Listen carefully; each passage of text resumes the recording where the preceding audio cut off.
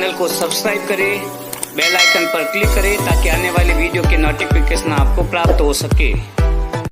Good morning student, आज का हमारा टॉपिक है नरेशन। NARRATION narration. नरेशन का तात्पर्य होता है कथन। कथन को हम जो है स्टेटमेंट के नाम से भी जानते हैं। कथन को स्टेटमेंट कहा जाता है, यानी किसी व्यक्ति द्वारा, मतलब हो गया किसी व्यक्ति द्वारा किसी बात को कहना कथन कहलाता है, यानी नरेशन कहलाता है।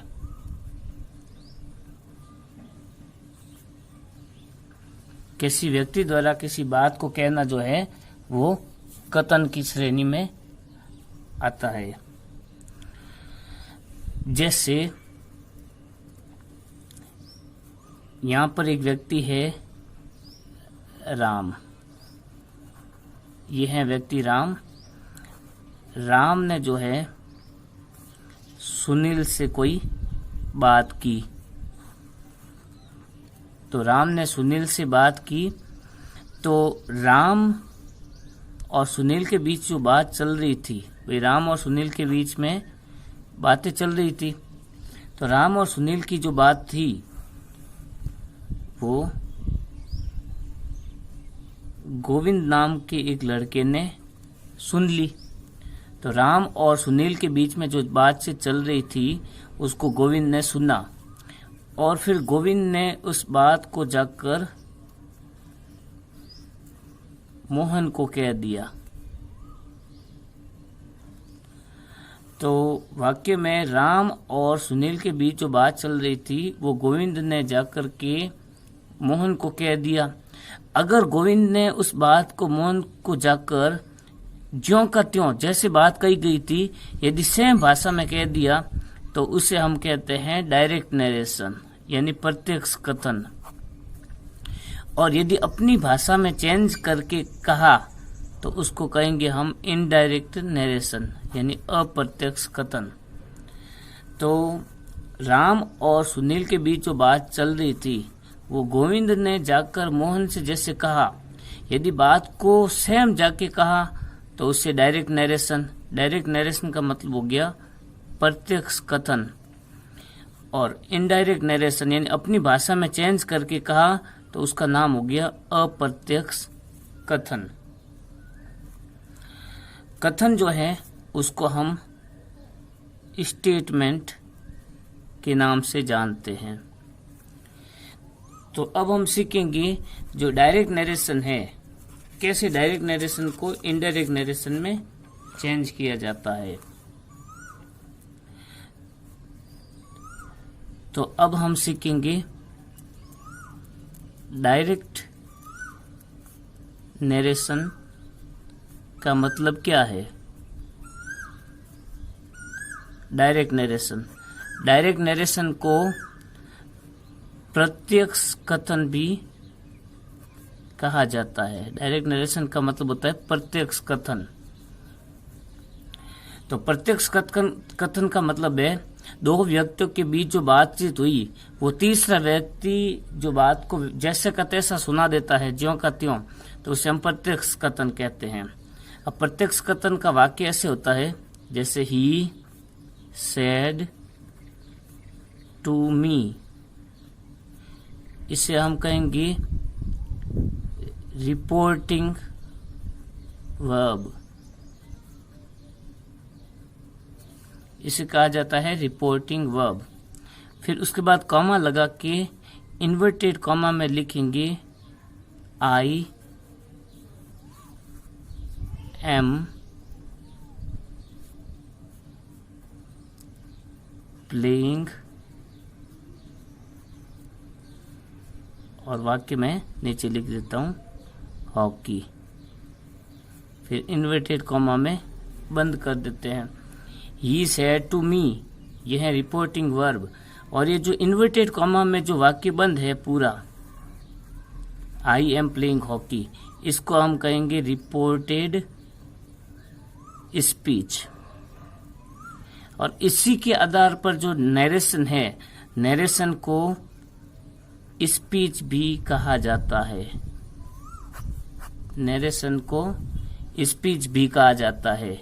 या फिर नरेशन जो है दो प्रकार के होते हैं ना, डायरेक्ट और इनडायरेक्ट नरेशन। इसलिए स्पीच नरेशन या इसे डायरेक्ट इनडायरेक्ट भी कहा जाता है। तो इसे डायरेक्ट इनडायरेक्ट भी कहते हैं। तो ये वाक्य एक था, ही सेड टू मी, ये रिपोर्टिंग वर्ब है। अब इस रिपोर्टिंग वर्ब में ये जो सेड टू जो शब्द लिखा है, सेड टू से पहले जो लिखा हुआ है ये ही, ये है सब्जेक्ट।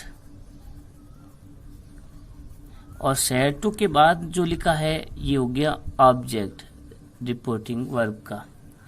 हम क्या करेंगे कि एक तो सेड टू में से परिवर्तन करेंगे।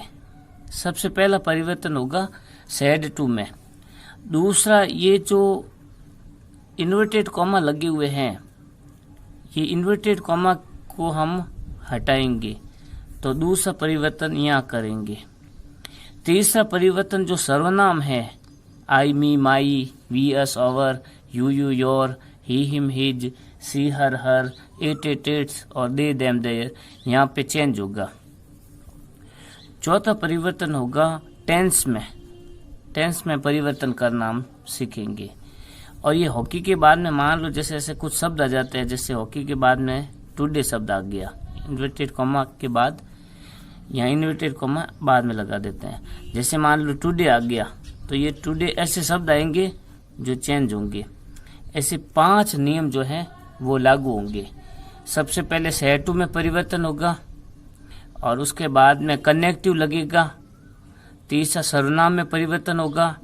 चौथा टेंस में परिवर्तन होगा। और पांचवा टाइम और डिस्टेंस बताने वाले जो शब्द है उसमें परिवर्तन होगा। अब ये डायरेक्ट नरेशन का एक वाक्य था। अब दूसरा है इनडायरेक्ट नरेशन क्या होता है, इसके बारे में चर्चा करते हैं। इनडायरेक्ट नरेशन क्या है? इनडायरेक्ट नरेशन का मतलब होता है अप्रत्यक्ष कथन। अप्रत्यक्ष कथन यानी दो व्यक्तियों के मध्य जो बातचीत होती है, दो व्यक्ति है, जैसे अभी हमने देखा था, मान लो राम और श्याम के बीच में बातचीत चल रही है, तो इस बात को तीसरा व्यक्ति जैसे हरीश है या कोई भी व्यक्ति है, वो आगे जो है, जैसे मान लो मोहन को बात बताता है, तो वो अपनी भाषा में, हरीश अपनी भाषा में बताएगा। और इस अपनी भाषा में बताना जो है वो हम इनडायरेक्ट नरेशन कहेंगे। अपनी भाषा में बताना ये था इनडायरेक्ट नरेशन। अब हम इस इनडायरेक्ट नरेशन के कुछ वाक्य बनाते हैं। अभी हमने जो वाक्य था जिसको डायरेक्ट नरेशन में चेंज किया था, उसको डायरेक्ट से हम इनडायरेक्ट में वाक्य को परिवर्तन करके देखते हैं। तो इस वाक्य का जो इनडायरेक्ट नरेशन बनेगा, इनडायरेक्ट नरेशन ऐसे बनेगा। सबसे पहले हमने डायरेक्ट नरेशन में वाक्य में लिखा था ही, तो ही वापस लिख दिया। ही के बाद सेड टू का हम चेंज करेंगे। सेड टू का मैंने लिख दिया है टोल्ड। उसके बाद में लिखेंगे ऑब्जेक्ट से हम लिखेंगे सब्जेक्ट ही था, हमने ही लिख दिया। सेड टू की जगह हमने चेंज किया है, पहला नियम यहाँ पे हमने चेंज किया, ये अभी नियम में देखेंगे। फिर जब टोल्ड आ गया तो हम कनेक्टिव लगा दिया हमने दैट। उसके बाद देखो आई जो लिखा हुआ था तो उसकी जगह हमने लिखा ही। अभी सर्वनाम परिवर्तन करने के लिए हम जो है वो सूत्र का प्रयोग करेंगे। ये 3 चेंज हुए, अभी तक हमने 3 चेंज किए हैं। उसके बाद में जो एम था, एम की जगह हम लिखेंगे वाज। तो हमने चौथा परिवर्तन किया कि हमने उसके टेंस को चेंज कर दिया, यानी इनडायरेक्ट नरेशन में हमेशा पास्ट टेंस को लिखा जाता है। उसके बाद लिखा हुआ था हमने डायरेक्ट नरेशन में लिखा हुआ था प्लेइंग, वॉच के साथ प्लेइंग आ गया। हॉकी लिखा हुआ था तो ये हॉकी हो गया। और टुडे जो था, टुडे की जगह हमने लिख दिया दैट डे। इस तरह से हमने 5 परिवर्तन किए। तो डायरेक्ट से जो इनडायरेक्ट नरेशन में चेंज करते हैं, डायरेक्ट से इनडायरेक्ट नरेशन में जो चेंज करते हैं उसमें 5 नियम लागू होते हैं। सबसे पहला नियम, अब यहाँ पे अब हम रूल्स को समझेंगे। नियम नंबर 1, जो सैड टू लिखा हुआ था, सैड टू में परिवर्तन होगा। अब सैड टू में परिवर्तन कैसे होगा, इन नियमों को हम देखते हैं।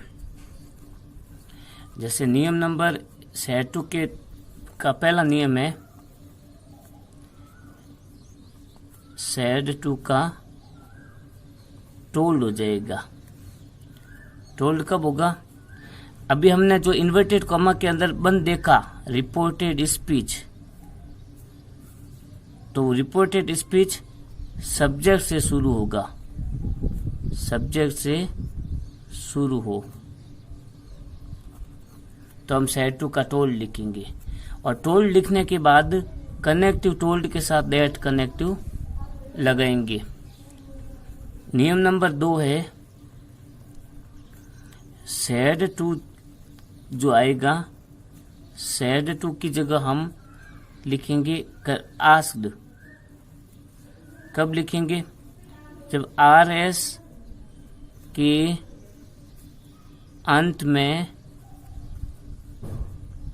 क्वेश्चन मार्क हो, प्रश्नवाचक चिन्ह होगा, तो हम सैड टू की जगह लिखेंगे आस्क्ड लिखेंगे। जब सैड टू की जगह आस्क्ड लिखेंगे तब जो कनेक्टिव लगेगा, इसका पहला कनेक्टिव लगेगा इफ। इफ कब लगेगा, जब RS की शुरुआत होगी HV या मॉडल से। जब RS हेल्पिंग वर्ब या मॉडल से शुरुआत होगी तो हम इफ लगाएंगे। दूसरा WH वर्ड उस समय लगाएंगे जब RS WH वर्ड से शुरू हो। जब RS की शुरुआत जो है WH वर्ड से होगी तो जो है WH वर्ड लिखेंगे। तीसरा है, इसमें हम वेदर लगा सकते हैं, इफ की जगह वेदर लगाते हैं। जब RS HV या मॉडल से शुरू हो प्लस वाक्य में OR ये शब्द होना चाहिए, तब हम वेदर का प्रयोग करेंगे।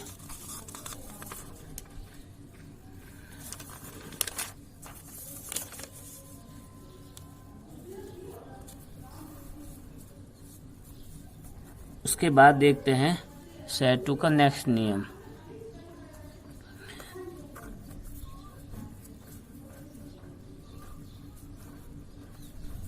सैड टू का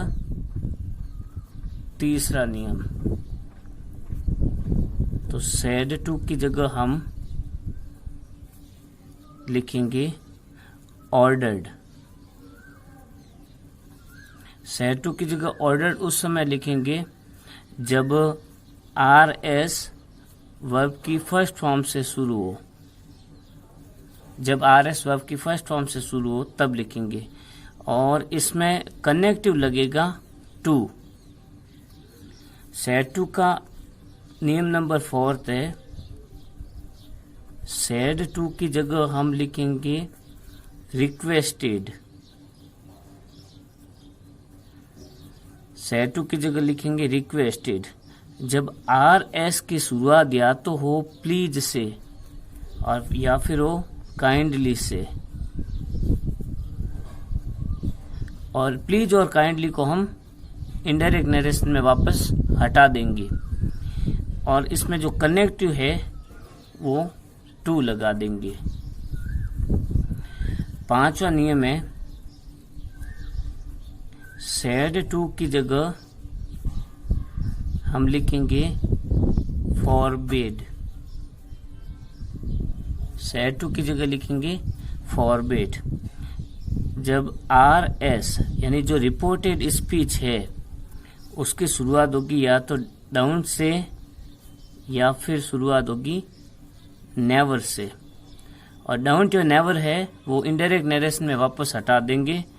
इसमें कनेक्टिव लगाएंगे हम टू कनेक्टिव को लगा देंगे। उसके बाद छठा नियम है सैड टू की जगह हम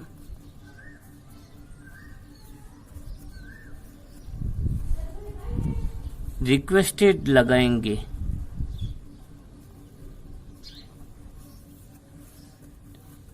सैड टू की जगह रिक्वेस्ट लगाएंगे, लेकिन इसमें जो कनेक्टिव लगेगा वो लगेगा नॉट टू।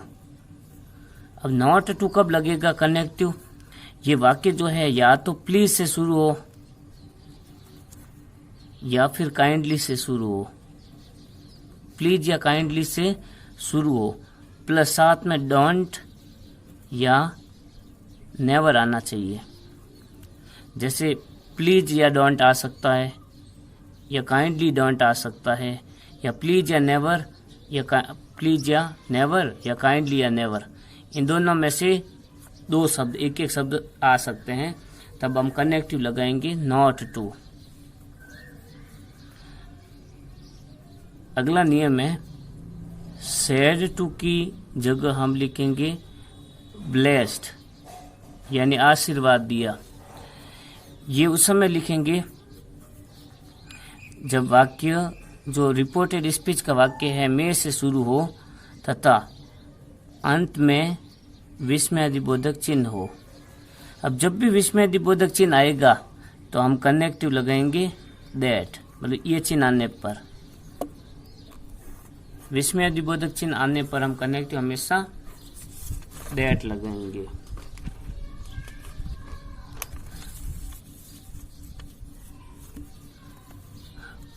उसके बाद है नियम नंबर 8।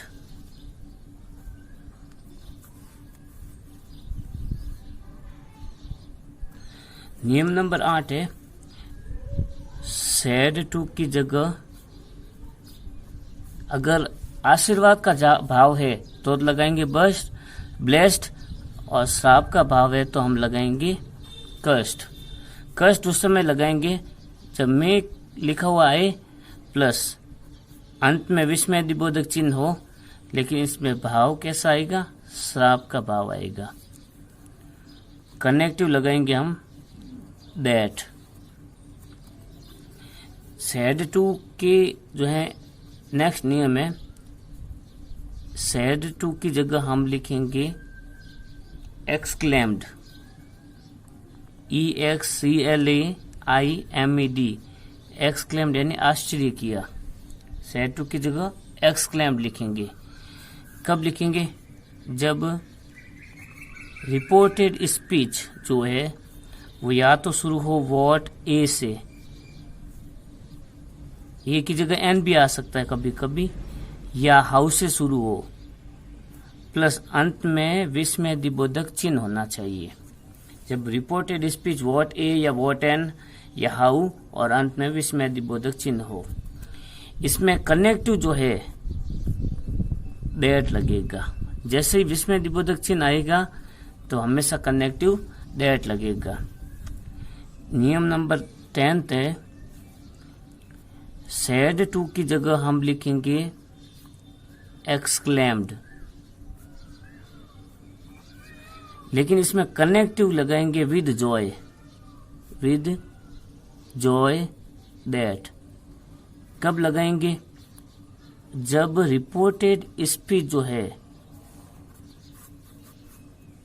वो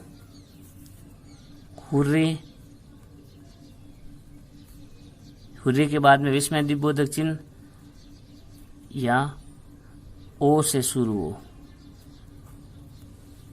जब हुर्रे या ओ से अगर शुरू होगा तो हम एक्सक्लेम लगाएंगे और कनेक्टिव लगाएंगे विद जॉय दैट।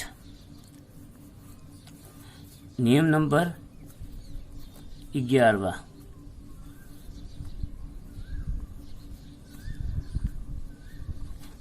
हम सैड टू की जगह लिखेंगे एक्सक्लेम्ड। सैड टू की जगह लिखेंगे एक्सक्लेम्ड, लेकिन इसमें कनेक्टिव लगाएंगे हम विद सोरो दैट। अब विद सोरो दैट उस समय लगाएंगे जब रिपोर्टेड जो स्पीच है उसकी शुरुआत जो है वो अल्लाह या अल्लाह से हो। इसमें जो कनेक्टिव है विद सोरो दैट लगाएंगे हम। RS रिपोर्टेड स्पीच जो है अल्लाह शब्द से हो, अल्लाह से यानी अफसोस, अल्लाह के यानी अफसोस, हुरे यानी अरे वाह, ओ यानी अरे, इनमें जॉय, इसमें सोरो लगाएंगे।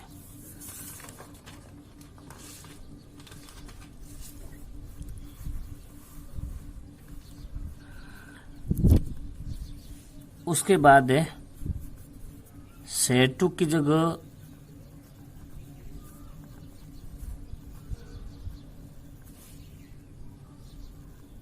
नियम नंबर जो 12वां है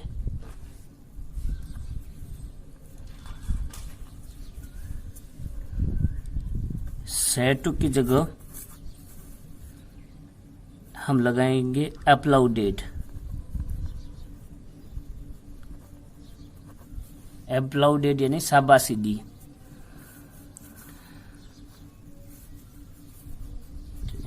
और इसमें कनेक्टिव लगाएंगे सेइंग दैट। सेइंग दैट ये कब लगाएंगे? जब रिपोर्टेड स्पीच जो है उसकी शुरुआत में या तो ब्रेवो शब्द हो, ब्रेवो यानी शाबाश, या ब्रेवो का जो सिनोनिम्स है वेल डन यानी शाबाश, ये शब्द हो तो हम अप्लाउडेड लगाएंगे। नियम नंबर 13, सैड टू का हो जाएगा सजेस्टेड। सजेस्टेड यानी होता है सुझाव दिया। सैड टू का हो जाएगा सजेस्टेड जब RS यानी रिपोर्टेड स्पीच जो है लेट से शुरू हो। जब रिपोर्टेड स्पीच लेट से शुरू होगा तो हम सजेस्टेड कर देंगे सैड टू का। इसमें कनेक्टिव जो है टू लगाएंगे, पर लेट शब्द को हम हटाएंगे नहीं, लेट शब्द को रखेंगे। नियम नंबर 14 है सैड टू का हो जाएगा, सैड टू का सजेस्टेड उस समय होगा जब RS लेट से शुरू हो। इसमें लेट को हटाएंगे नहीं, लेकिन यदि सैड टू का जो है हो जाएगा प्रपोज्ड। प्रपोज यानी प्रस्ताव रखा। जब लेट के साथ में अस आ जाए, लेट अस से शुरू होगा। रिपोर्टेड स्पीच का वाक्य जब लेट अस से शुरू होगा तो हम प्रपोज्ड लिखेंगे। और इसमें कनेक्टिव जो है वो दैट का प्रयोग करेंगे। अब देखते हैं प्रोनाउन में चेंज संबंधी नियम। प्रोनाउन चेंज, सर्वनाम कैसे चेंज होंगे? सर्वनाम चेंज करने के लिए हम लगाएंगे सूत्र SON, सन अपॉन 1 2 3, सन बटा 123। इस सूत्र का प्रयोग हम करेंगे सर्वनाम को बदलने के लिए। अब यहाँ पर जो शब्द लिखा हुआ है SON, इसमें S का मतलब होगा सब्जेक्ट, O का मतलब होगा ऑब्जेक्ट और N का मतलब होगा नो चेंज, यानी कोई परिवर्तन नहीं करना है। अब ये सब्जेक्ट होगा कौन सा? ये सब्जेक्ट होगा सैड टू से जो पहले लिखा होगा, सैड टू से पहले लिखा होगा सब्जेक्ट, और ऑब्जेक्ट होगा वो लिखा होगा सैड टू के बाद में। तो सैड टू से पहले सब्जेक्ट होगा और सैड टू के बाद ऑब्जेक्ट होगा। अब हम चेक करेंगे इसको फर्स्ट पर्सन से। जैसे फर्स्ट पर्सन कौन कौन से होते हैं? फर्स्ट पर्सन सिंगुलर, आई, मी, माई और माई सेल्फ। जब ये आएंगे तो ये चेंज हो जाएंगे, ये सेम नहीं रहेंगे। इन शब्दों को हमें रिपोर्टेड स्पीच में सेम नहीं लिखना है। तो ये फर्स्ट पर्सन जो है वो सब्जेक्ट के अनुसार चेंज होंगे, फर्स्ट पर्सन सब्जेक्ट के अनुसार चेंज होंगे। सेकंड पर्सन जो होते हैं यू, योर और योर सेल्फ, ये जो सेकंड पर्सन है इसको हम ऑब्जेक्ट के अनुसार चेंज करेंगे। और थर्ड पर्सन है, थर्ड पर्सन होते हैं ही, हिम, हिज और हिमसेल्फ, ही, हिम, हिज, हिमसेल्फ। और थर्ड पर्सन होते हैं सी, हर, हर सेल्फ और इट, इट्स और इट सेल्फ। इसके अलावा आते हैं दे, देम, देयर और देम सेल्व्स। ये जो थर्ड पर्सन है ये नो चेंज, इनमें कोई परिवर्तन नहीं होगा, थर्ड पर्सन में कोई परिवर्तन नहीं होगा। तो जैसा कि हमने अभी तक नियम देखा है सन बटा 123, तो सन बटा 123 नियम कहता है कि फर्स्ट पर्सन को हम सब्जेक्ट के अनुसार चेंज करेंगे, सेकंड पर्सन को ऑब्जेक्ट के अनुसार चेंज करेंगे और थर्ड पर्सन चेंज नहीं होगा। अभी जो सब्जेक्ट होता है, सब्जेक्ट हमेशा सैड टू से पहले होता है और ये जो ऑब्जेक्ट है ये सैड टू के बाद होता है। और थर्ड पर्सन को नो चेंज, कोई परिवर्तन नहीं करेंगे उसमें। अब जब भी वी आएगा रिपोर्टेड स्पीच में तो वी की जगह हम दे लिखेंगे। जब भी यूएस अस आएगा तो अस की जगह हम देम लिखेंगे। और आवर आएगा तो आवर की जगह देयर लिखेंगे। और यदि आवर सेल्व्स आ गया तो हम लिखेंगे देम सेल्व्स। इस तरह से हम सर्वनाम में परिवर्तन करेंगे। सर्वनाम में परिवर्तन करने के बाद नेक्स्ट करेंगे हम टेंस में परिवर्तन। टेंस कैसे चेंज करेंगे इन नियमों को सीखते हैं। सबसे पहला जो टेंस चेंज करने का नियम है, देखो सूत्र के माध्यम से इसे सीखते हैं हम। 1 2 3 4 ऑब्लिक 1 2 3 4। ये हो गया प्रेजेंट टेंस और ये हो गया पास्ट टेंस। मतलब प्रेजेंट इंडेफिनेट को पास्ट इंडेफिनेट में चेंज करेंगे, प्रेजेंट कंटिन्यूस टेंस को पास्ट कंटिन्यूस टेंस में चेंज करेंगे, प्रेजेंट परफेक्ट को पास्ट परफेक्ट में चेंज करेंगे और प्रेजेंट परफेक्ट कंटिन्यूस को पास्ट परफेक्ट कंटिन्यूस में चेंज करेंगे तो प्रेजेंट पूरा पास्ट में चेंज हो जाएगा। दूसरा सूत्र हो गया 1/2/3/4, ये पास्ट का पास्ट में चेंज होगा। मतलब प्रेजेंट जो पास्ट इंडेफिनिट है वो पास्ट परफेक्ट में चेंज हो जाएगा, और पास्ट कंटिन्यूस टेंस जो है वो पास्ट परफेक्ट कंटिन्यू में चेंज हो जाएगा। पास्ट इंडेफिनिट पास्ट परफेक्ट में, और past continuous past perfect continuous में चेंज हो जाएगा। तीसरा सूत्र है 3/4/3/4, ये पास्ट टेंस के हैं।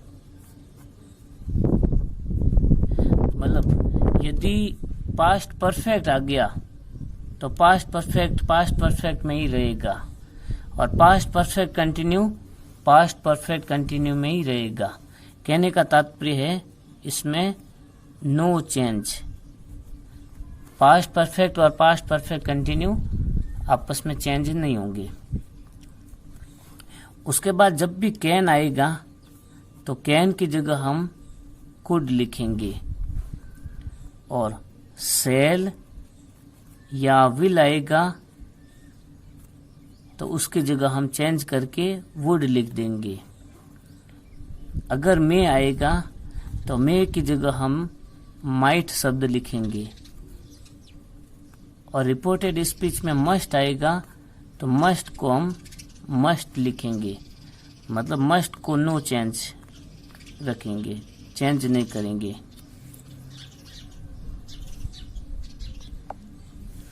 अगला नियम है जो टाइम और डिस्टेंस है। टाइम यानी समय,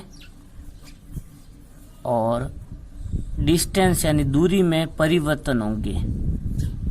टाइम और डिस्टेंस शब्द जो बताते हैं उनमें चेंज होगा। जैसे डिस्टेंस बताने वाला होता है दिस, यदि डायरेक्ट नरेशन में दिस आ गया तो हम उसे इनडायरेक्ट में दिस की जगह दैट लिख देंगे। अगर डायरेक्ट नरेशन में दीज आ गया तो इनडायरेक्ट नरेशन में दीज की जगह हम दोज लिख देंगे। अगर डायरेक्ट नरेशन में हियर आ गया तो इनडायरेक्ट नरेशन में देयर लिख देंगे। अगर टुडे आ गया तो टुडे की जगह दैट डे लिखेंगे।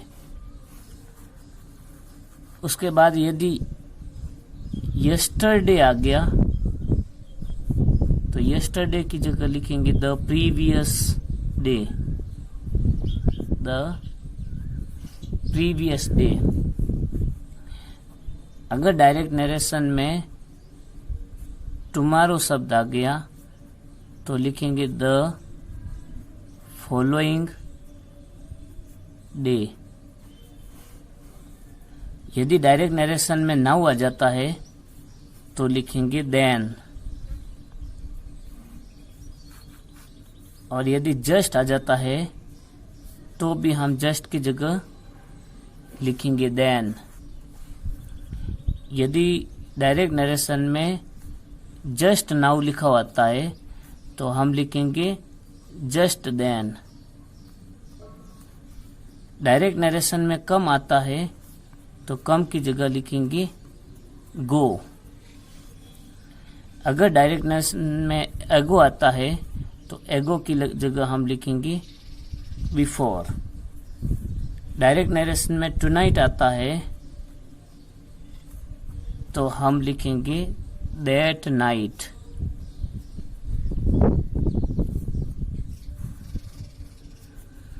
अगर डायरेक्ट नरेशन में आता है हाइदर यानी इधर तो हम इनडायरेक्ट नरेशन में लिखेंगे थाइदर यानी उधर। इस तरह से हम डायरेक्ट नरेशन में चेंज करेंगे। नरेशन के अगले पार्ट में हम डायरेक्ट से इनडायरेक्ट के वाक्य बनाना सीखेंगे।